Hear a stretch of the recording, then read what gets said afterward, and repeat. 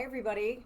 I'm super excited to do this with you back into video and just want to spend some time with you guys answering some questions. My clients often have really good questions, and they come in and I spend an hour with them. We have a lot of one-on-one time when we do our masters courses. We really we meet with a lot of people that have some great questions, and we want to bless people with the ability to be healthy. It's our passion, it's our desire, is to really just see people living their best life. That's what Integrity Training Systems is all about, is just really helping people to get to the place to where they can live their healthiest version, be the healthiest version of themselves. So I wanted to do some Q&A. Every Wednesday I'm going to do this at 4 o'clock. We will save this to my page, so if you can't make it live at 4 o'clock, don't worry about it, because you can catch me just by watching my video when it's saved. And then we're also going to save these videos to YouTube. So we have a camera set up over here, and then we have the laptop set up over here. So if I'm like looking like this, just bear with me, because I'm kind of getting used to having multiple recordings. But we'll definitely save it to YouTube, so you'll have that option to be able to go out to YouTube and listen to some of the older ones as well. So for starters, the first question that I received, and also just so you know, log on through private message me through Facebook, through Instagram, go onto our website and ask your questions. What would you like me to talk about? What do you want that next topic to be? Ask your questions and submit them. We'll try to get them added here each week. So that's what this is all about. So first question is, what exactly is inflammation, and what causes it? So when I meet with people on nutrition, I have a 6-month nutrition program. And the introduction to the nutrition program is an anti-inflammatory diet. I explain to people what creates inflammation. I explain to people the foods that are pro-inflammatory, that are actually creating and furthering inflammation in the body. And then we put them on a plan that helps them to reduce inflammation. But first things first, inflammation is the body's way of trying to send you warning signals. And the warning signals are typically symptoms. However, they do turn into diseases. But it's the body's way of trying to say, hey, something you're doing, it's just not working. And so we're going to alert you by signaling you with swelling. We're going to alert you by signaling you with higher cholesterol, with higher blood pressure, and maybe more pain in the body. The body overall will feel inflamed. And so that is basically inflammation. It's the body's way of trying to alarm you that something is not working right, or that you're doing something that you shouldn't be doing. Maybe you're eating foods that you shouldn't be eating. Maybe you're working your body in a way that you shouldn't be working, and you're furthering it potentially, to an injury. Maybe you're putting yourself in a position to where your heart is starting to get inflamed. Maybe other organs are starting to get inflamed because of your lifestyle, your maybe lack of sleep, maybe increased amounts of stress. So that's what inflammation is, okay? What causes inflammation? Well, one of the first things that causes inflammation is inconsistency with your blood sugar.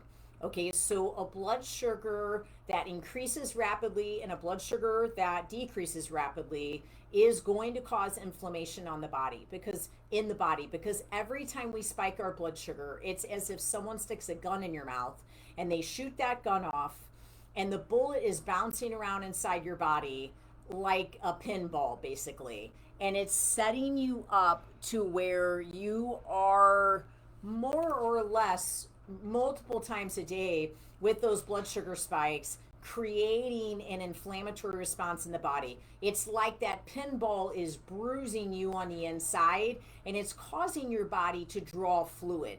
And so the average person, when I meet with them, for the first 30 days, typically lose between 8 and 20 pounds, okay?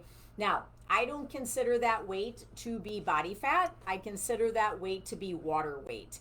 And so it's basically going to be fluid that the body is retaining from this inconsistency with blood sugar and this consistency with blood sugar spikes.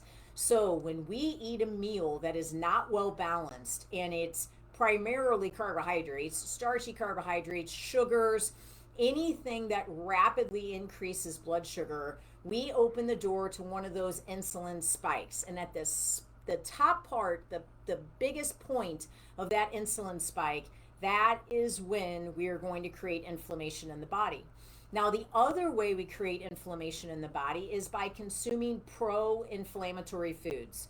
So we set ourselves up by having inconsistent blood sugar, okay, all over the place, peaks and valleys. And then we also set ourselves up by eating foods that create inflammation. So there are foods that will reduce inflammation. That's an anti-inflammatory food. That would be olive oil. That would be wild-caught salmon. And those are just two examples. Then there are foods that will create inflammation. That means when you consume it, your body will swell. Your heart will be inflamed. Your arteries will become inflamed. Your joints will become inflamed. Your gut will become inflamed, okay? All from eating these foods. Examples of pro-inflammatory foods would be oils, canola oil, sunflower oil, cottonseed oil, corn oil, peanut oil, grapeseed oil, all of those being pro-inflammatory oils. An anti-inflammatory oil would be olive oil. It's very important to know that with olive oil that you do not want to be over a 325 heat temp or low to medium heat, or it oxidizes and damages and becomes pro-inflammatory. For avocado oil, we want to make sure that we are being, we can go all the way up to 500 degrees, or we can do medium to high heat. I will say that olive oil has such an amazing anti-inflammatory benefit to it. So whenever possible, you can use olive oil, just bring that heat temp down, okay? Now, if we're noticing swelling in our body, if we're feeling more brain fog, if we're feeling like we're more bloated than normal, if we feel like our blood pressure is raising more, if we feel like, maybe we just overall are just achy all over and just can't really figure out why, we're having an inflammatory response to our food. And this is where just a strict macro-based diet doesn't always serve you. Because if you're just eating for your macros and you're not paying attention to the ingredients in your food, then you might, be able to meet a macronutrient profile, but that doesn't mean that you're not creating an internal level of inflammation. Body might be swelling, joints may be, gaining issues, the immune system may be, reacting, your gut might be reacting. There's a lot of reasons why paying attention to your ingredients matter more than paying attention to your macros. There's no reason why you can't pay attention to your macros and your ingredients, but it is important to not just say, well, I met my macros for today, but I had a Pop-Tart, and I had this and I had that, and you're just taking in a bunch of toxic ingredients, because you're still going to be swollen, you're still going to have responses in the body. And that's not even including the histamine responses that the body can have. And we'll definitely talk about that, at another time on another date. Okay, so our second question is deadlifts. Why does my low back hurt when I do deadlifts? So I want to talk a little bit about deadlifts. I'm going to move my chair out of the way so I can kind of show you the things that you'd be looking for with a deadlift. And I'm just going to basically today talk about a Romanian deadlift, okay? So with a Romanian deadlift, what we're going to be working is hamstring, glute and hamstring tie-in. So that connection with the glute and the hamstring, okay? So there's a couple foot positionings that we can do with a Romanian deadlift. We can have our feet hip width. We can have our feet hip width, heels together, toes out. We can have our feet wide, which would be more like a plie or a sumo style. I'm going to focus on just a standard Romanian deadlift. And what happens is if I'm going to come down for my deadlift and I feel like I cannot come down with that deadlift without having rounded shoulders, then I don't actually have any business trying to do a deadlift. I really need to focus on doing hamstring curls. And I need to focus on getting my mobility and my flexibility of my shoulders corrected, which means I need to be doing bar rotations. I need to be doing chest doorway stretches. Like, I actually have multiple things that I need to be doing to be able to get myself more flexible. For a deadlift, I need to be able to bring my shoulders back. I need my hips to be neutrally tilted, and I need to keep my barbell close to my body as I'm bending at the waist, and my back is nice and flat, not rounded, flat. If I can't engage my back like that, then I have no business doing a deadlift, because as soon as I start to round those shoulders forward, that's when I'm going to start to engage my low back. And so my low back is going to try to do all the work for me. And that's not what we want to do. We want to engage the hamstring and the glute. So my rule of thumb as a trainer has always been, if you cannot do a bent over row without feeling like you're drawing from your low back, then don't do a deadlift. You're not ready to do a deadlift. And I would highly recommend getting with a personal trainer and having them assess that and having them identify when it makes sense for you to do a deadlift. At Integrity, we do a free personal fitness assessment. I'm not trying to sell you something because it's literally free, but we really identify where your imbalances are. We teach you mobility exercises, flexibility exercises, and how to foam roll. You really need to learn how to do that, okay? Because that's what's going to keep you free from injury as you start to add some of these exercises. So instead of just like going to a class where you're randomly doing all these exercises, not understanding why your neck hurts, why your traps hurt, and why your low back hurts, I would have someone really assess you and identify, are those movements that you even should be doing? Is your body even ready for you to be doing that at this point? So really be cautious with that, okay?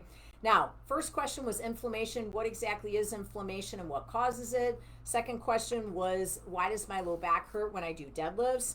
And the third question is kind of an interesting question, is, as an entrepreneur, do you feel that being an entrepreneur has allowed you to have a more balanced and a more flexible lifestyle? And I just found this to be kind of an interesting question, so I wanted to answer it, because I was thinking, well, let's talk a little nutrition, let's talk a little bit of training, and then let's just talk a little bit of life, balance, lifestyle, mind, body, spirit, discipline, all of those types of things. And, I do think that this is a really important topic because, I've been in the fitness industry for 25 years, and, I started out as a personal trainer just like everybody else. I worked for the General Motors Fitness Center, overnight shift, while I was studying certification, and then I worked for 24 Hour Fitness. I worked for Powerhouse Gym. I worked for Main Street Gym. Powerhouse Gym, eventually hired me as a fitness manager. And then, my boss at Powerhouse, Roger Semch, who was a great mentor of mine, a very great support of mine, he just said one day, Debbie, you're a hard worker. You work 60 hours a week, but there's just going to come a point in your life where you're not going to be able to work that many hours. So how can you take what you do and duplicate it? And so I was like, well, that's a good question. So my dad had a heart attack, and I was going to have to be driving out to Lake St. Louis every week.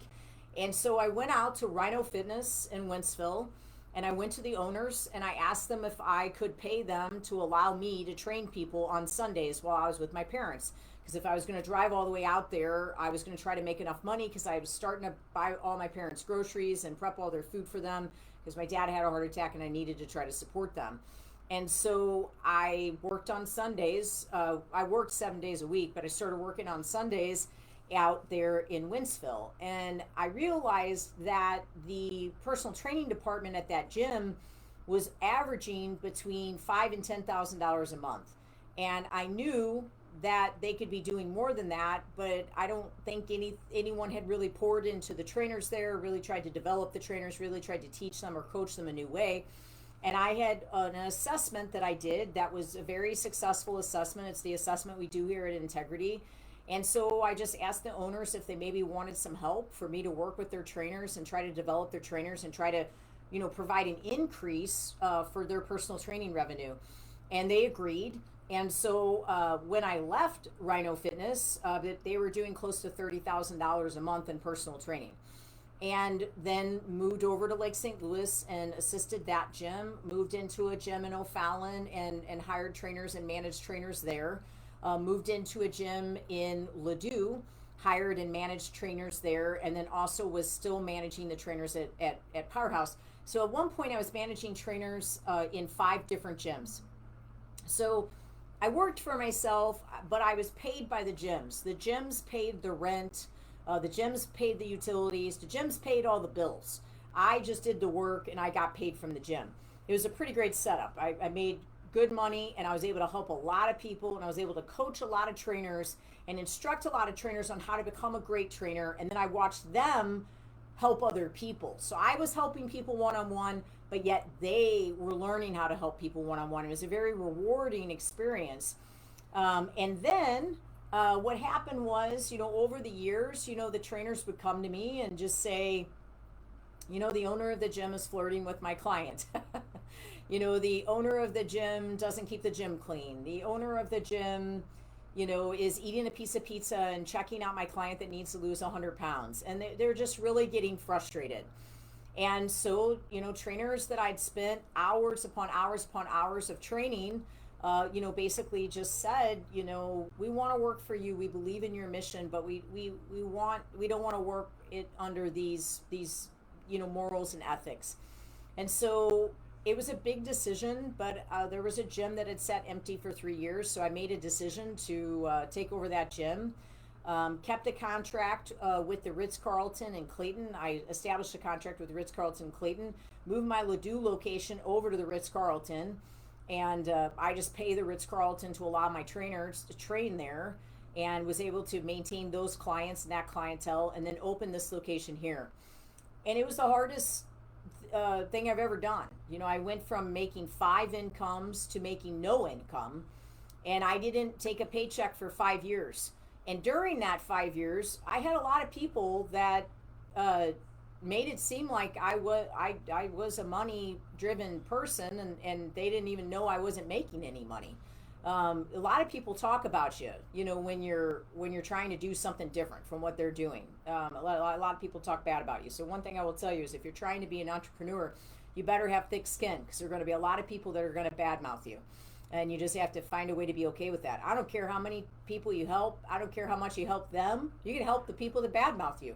They're probably going to be the people that you actually help the most for the least amount of money. And they will probably be the ones that will actually badmouth you the most. Honest to truth there. I can tell you the people that I gave the most to and really just dug in as deep as I could for, they're honestly, most of those are the people that badmouth me the most. And people will badmouth you because they don't like themselves. It's not so much that they don't like you. I mean, some people don't like you, but I mean, a lot of times they just don't like themselves and they're not happy with themselves, so they just try to put that off on you. I'm not perfect. I've never done everything just right, but I definitely have always had the mission to try to help people, and it's really the vision that we've tried to serve. So, do I feel like it's given me a balanced lifestyle? Not particularly. No. I am all in. My life is 100% committed to this business. 100%. It's committed to God first. But my entire family dedicates their life to this. Even my daughter. She even serves the purpose, the vision that we feel like God has given us to help people. If you're wanting to become an entrepreneur because you're wanting a more flexible life and you're wanting a more balanced life, you might be believing an internet lie. Because I see a lot of these entrepreneurs out there that are trying to sell you programs on how to become an entrepreneur, and it's just not real life. Owning a business is very, very hard work, and you will give everything you have for it. And some economic things will happen, and there'll be, the country will close down for 2 months, and therefore your business will be forced to close down. There'll be a lot of things that will happen that will be completely out of your control. We run our business by faith. We feel every person that walks in the door is a divine appointment. And we've had months where 5 days before the end of the month, we still had $25,000 that we needed to come in to make goal. and we didn't know if we'd make goal or not. So you have to have a plan B, a plan C, a plan D. You got to have an A through Z plan, because there's always the possibility that something isn't going to work out, and you have a staff of people that rely on you making enough money to pay their payroll. It's one thing to not pay me, but I can't not pay them. And they all work very hard, and I have an incredible team that's been with me for years. I mean, I have people that have been with me for 11 years. They've never given up on the vision, and you honestly could walk in this gym and not know who owns the gym. But I guess the point I want to try to get across to you is, if you're trying to own your own business because you want the easier route, you want a more balanced route, you want a more flexible route, I don't think you're going to find that. I think it's really hard. And as an employee, you actually have balance. You get, someone tells you can work 8 to 4, you can go home at 4. When you own a business, you don't get to work 8 to 4. When you go home, you're going to get phone calls about your business. You're going to get emails about your business. You can set boundaries, but at the end of the day, it's your business. And if you want it to function, you're going to answer those phone calls. If you want it to succeed, you're going to answer those emails. You're going to do all that you can to try to help every person to the best of your ability. And you will have done all that you could, and you're still not going to collect a paycheck, and everybody else is. But you have to believe so hard in the mission and the vision. But you also don't want to be afraid to work for somebody else. I mean, I worked for Roger Semch for 10 years at Powerhouse Gym, and he was an amazing boss. He was really good to me. He took really good care of me. Half of the equipment in our gym was gifted by him. Half of it. It saved us $150,000 when we opened this facility, because he just gave us the equipment. We have $50,000 worth of dumbbells and plates and barbells that we would have had to pay for, that we got for free, and they have the Powerhouse Gym logo on it. And I'm like, yeah, that's where I came from. That's what started me, you know. And I just don't think you should be afraid to work for somebody. You know, don't be afraid to be an entrepreneur if that's what you want, but you better be ready for hard work, and you better be ready for long hours, and you better be ready to do it for 10 years and maybe not see the fruits of your labor until those 10 years. It doesn't happen fast. I've not seen it happen fast for anyone that I know. No one. And you have to go all in. I mean, it's long hours. You have to go all in. So if you're looking for balance, if you're looking for flexibility, I don't personally think you're going to find that. And I actually think you can find it as an employee.